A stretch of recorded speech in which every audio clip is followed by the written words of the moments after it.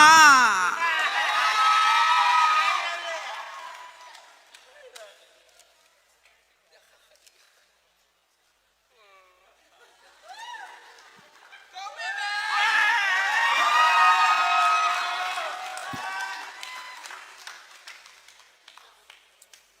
Maraming salamat po. Maraming salamat. At last! Direk June Lana, thank you very much. Nadine Lustre, thank you very much. My son, Lucas, thank you very much. My producers, ABS-CBN Star Cinema, thank you very much. Viva Films and Idea First, thank you so much. To all my co-actors, thank you very much.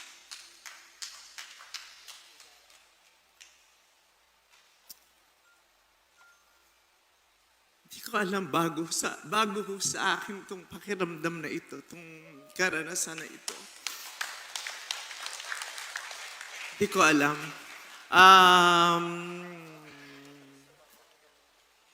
Usually, alam ko magaling ako magsalita eh.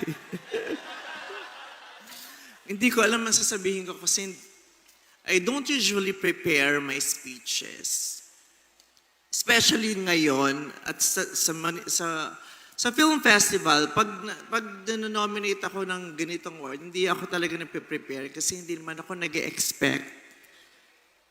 Mas ina-expect kong hindi nananalo. Mas ina-expect kong hindi nakikita. Mas ina-expect ko yung nagugustuhan pero hindi pinipili.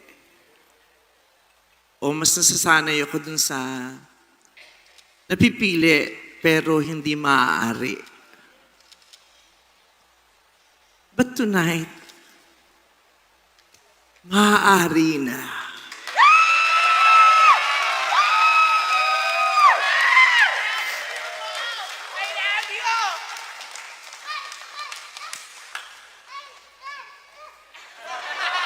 Maraming salamat po sa lahat ng jury, sa lahat ng jurors. Maraming salamat po. Kanina nga, nung sinasabi yung mga pangalan ng jurors, sabi ko, sabi ni Direk, bakit? Kinabahan ako, bakit? Puro lalaki yung jurors.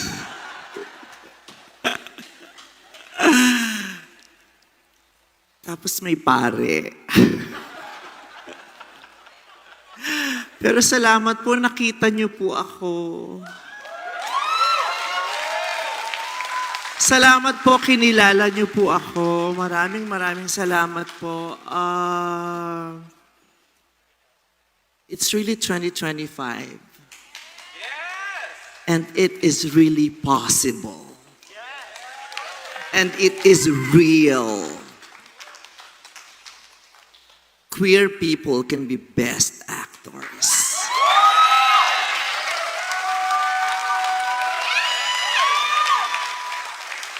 A queer person in gown can be a best actor. It's 2025. It's about damn time. Maraming salamat po sa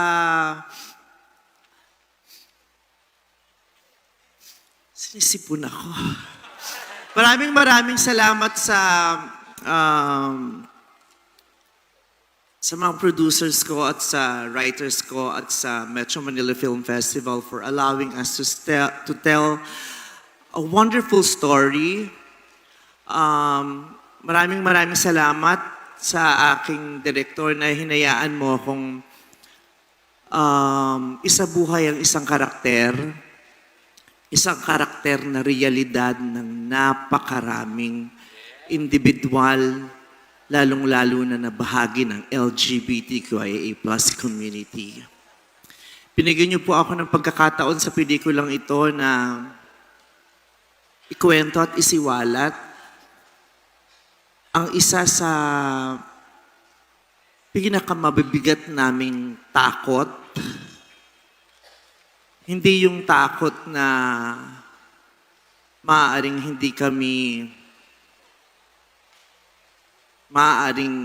wala kaming kakayahan, kundi yung takot namin na baka hindi kami payagan.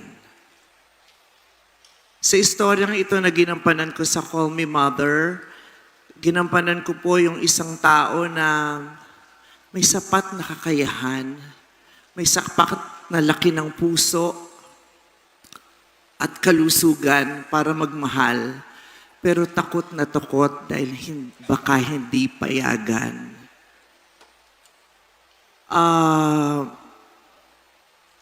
At maraming salamat din dahil sa pagkakataong ito. Sa pelikulang yon, nasambit ko yung linyang, kami mga bakla, maaaring hindi kami magdalang tao, mabuntis at mga anak.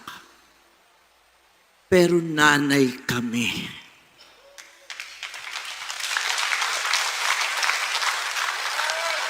Nanay kami ng mga sarili at mga pinipili naming pamilya. Nanay kami, magulang kami, at tahanan kami.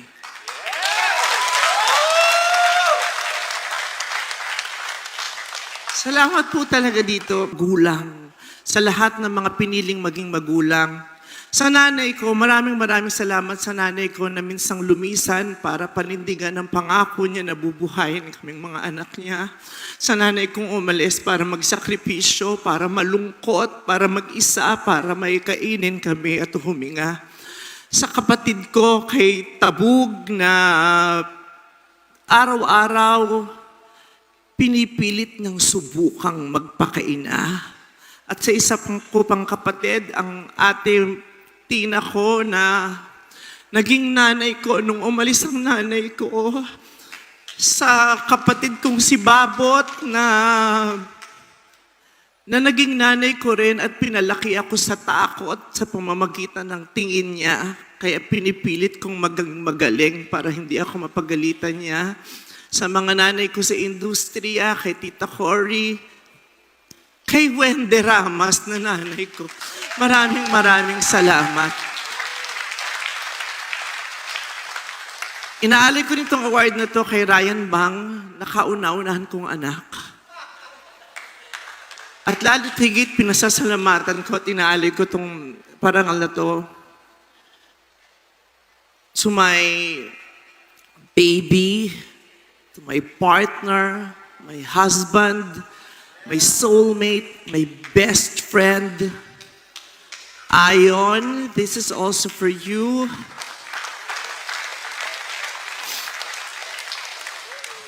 Sabi nila, bakit daw damang-damo ko? Sabi ni Sir Carlo sa akin, bakit hugot na hugot ka dun sa pelikula sa Call Me Mother? Parang nanay na nanay ka talaga.